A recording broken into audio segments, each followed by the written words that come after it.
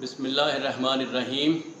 रब्बिश्रह ली सदरी व यस्सिर ली अमरी वहलुल उक़दतम मिन लिसानी यफ़क़हू क़ौली। मैं हूँ सैयद आमिर जाफ़री। ममलकत हुमैर जो तीसरी और चौथी सदी ईस्वी में यमन और अतराफ़ यमन में कायम थी। इसके बादशाहों ने कई इलाके फ़तह किए।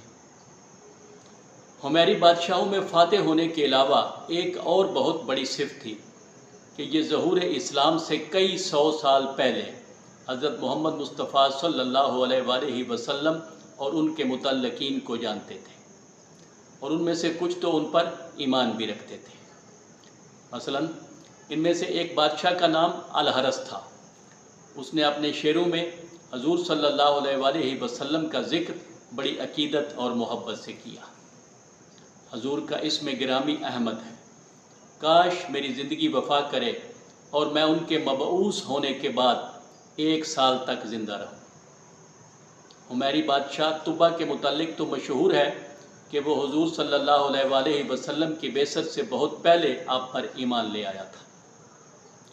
तुबा हुमैरी का ये शेर सुने और अपना ईमान ताज़ा करें। वलो मुद्दा उम्री इला उम्रिही लकुन्तु वज़ीरन लहू वब्न अम्मिही।